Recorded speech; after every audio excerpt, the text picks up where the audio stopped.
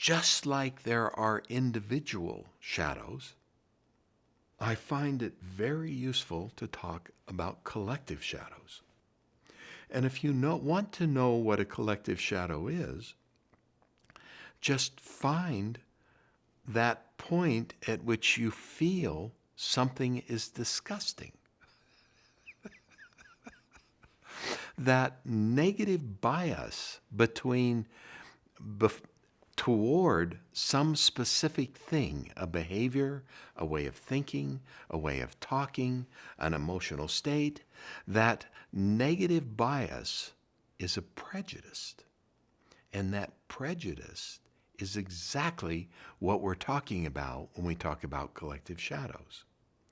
Now, if I exist in a cultural group that thinks anger is terrible, I'm not going to be able to see my negative bias against anger in that cultural group, because everybody thinks anger is terrible in that particular group.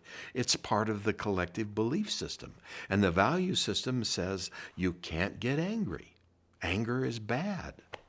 So I must get out of that collective cultural system in order to see my own bias. Otherwise, I'll just think it's the way things are. It's just the truth. Anger is bad. But if I get out of that culture environment and go to another culture environment where anger is encouraged because it's healthy, that's the way healthy individuals learn to set boundaries, healthy boundaries.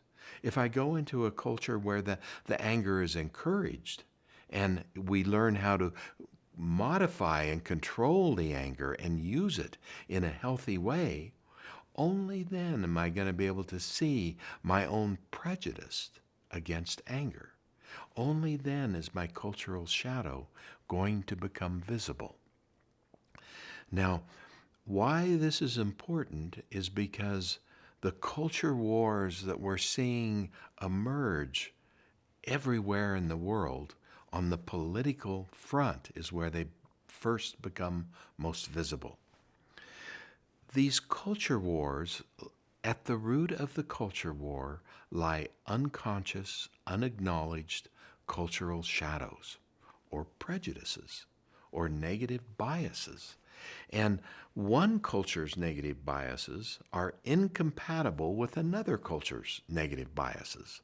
And if we can't do something that makes this conscious, that brings this into consciousness, into conscious awareness, then we continue to polarize, as we're doing now in the political arenas all over the world, with people screaming at each other, and nothing changes.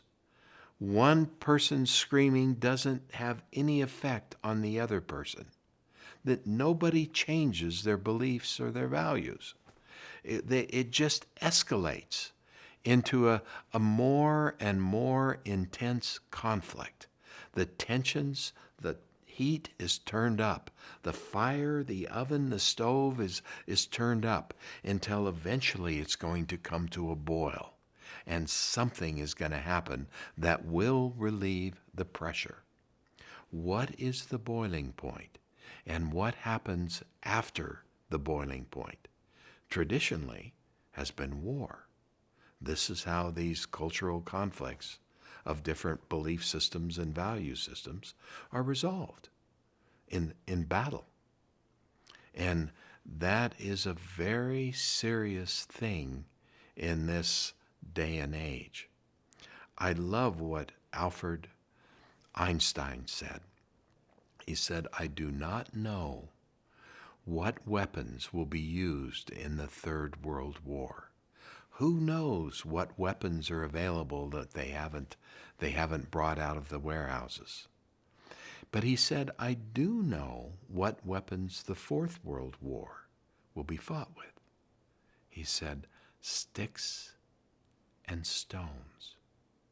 So as these culture wars are escalating, and the battle lines are being drawn, and the polarization, the tension is increasing, and we look out over the global economic system, and we see the failures that are beginning to happen in the periphery, in the Sudans, in the Yemens, in the Syrias, in Guatemala and Honduras, with the mass exodus of refugees, just trying to survive and barely survive. When we see what's happening in Venezuela, as the people are mass exiting to the neighboring countries, these problems are beginning to show up in the periphery, and the discontent is moving to the center of the worldwide economic system. We need desperately to have new ways of not only understanding, but becoming conscious of what the forces are that underlie the boiling of these cultural shadows into culture wars that will boil into physical wars and conflicts.